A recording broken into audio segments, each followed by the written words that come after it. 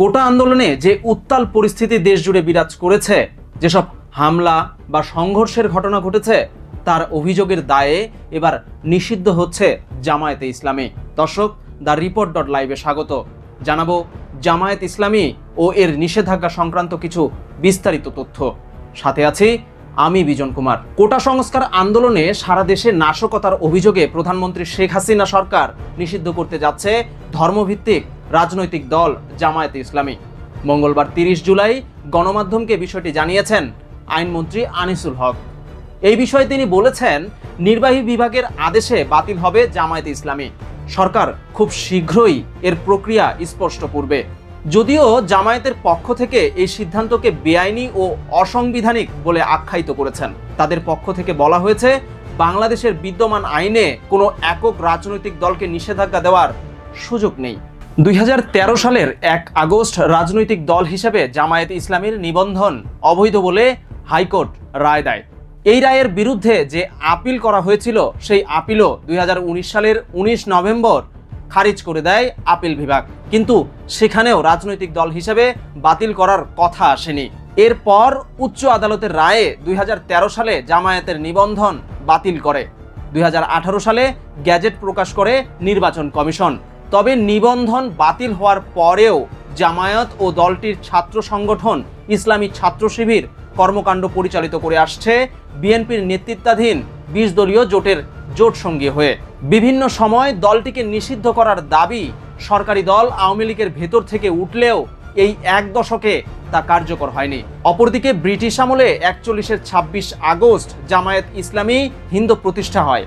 দলটি পাকিস্তান সৃষ্টির বিরোধিতা, এমনকি 46-এর নির্বাচনে মুসলিম লীগকেও সমর্থন করেনি। সাম্প্রদায়িক দাঙ্গায় উস্কানির অভিযোগে প্রথমবার পাকিস্তানে জামায়াতকে নিষিদ্ধ করা হয় 1959 সালে।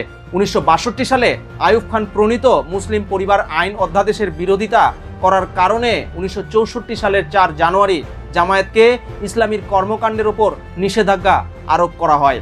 1971 সালে বাংলাদেশের স্বাধীনতার পর ধর্মভিত্তিক রাজনীতি নিষিদ্ধ করা হলে জামায়াতের এর আওতায় পড়ে। 1976 সালের আগস্টে জিয়াউর রহমান সব ধরনের রাজনীতি উন্মুক্ত করে রাজনৈতিক দল অধ্যাদেশ ঘোষণা করে। পরে গোলাম আজম বাংলাদেশে ফিরে এলে 1979 সালের মে মাসে জামায়াতে ইসলামী বাংলাদেশে গঠিত হয়।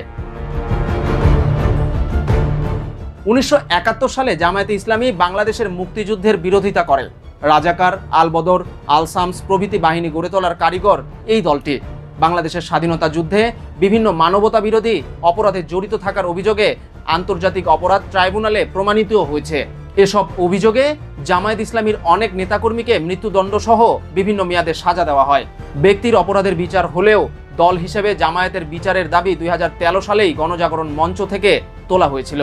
গোলাম আজমের মামলার রায়ে আদালত জামায়াতকে ক্রিমিনাল দল হিসেবে আখ্যায়িত করার পর দাবিটি আরও জোরালো হয়ে ওঠে। কিন্তু আন্তর্জাতিক অপরাধ ট্রাইব্যুনালে যে আইনে গঠিত, সেখানে দলের বিচারের সুযোগ না থাকায় বিষয়টি আটকে যায়।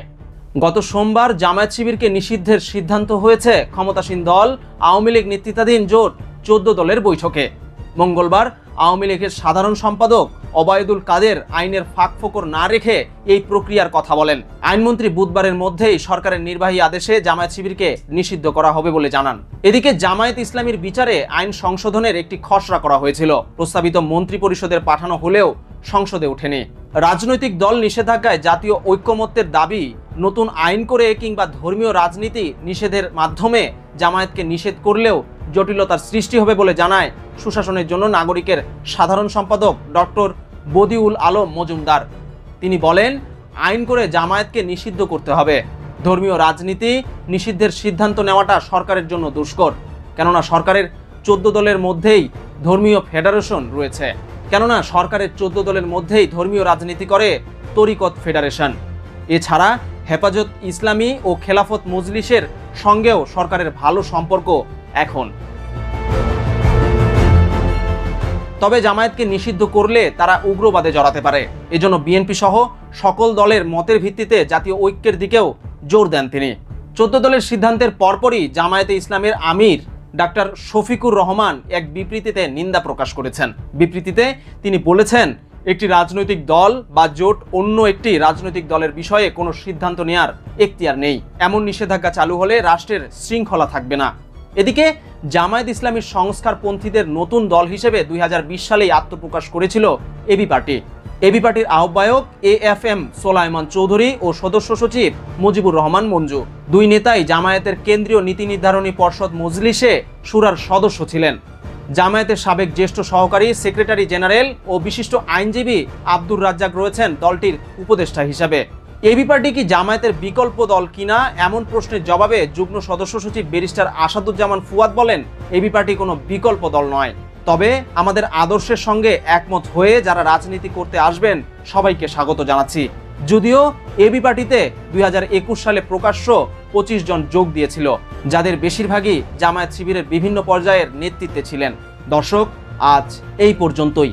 দ্য-রিপোর্ট.লাইভের সাথে থাকার জন্য ধন্যবাদ। সর্বশেষ তথ্যের জন্য লাইক, কমেন্ট, সাবস্ক্রাইব এবং শেয়ার করে আমাদের পাশেই থাকুন। ধন্যবাদ।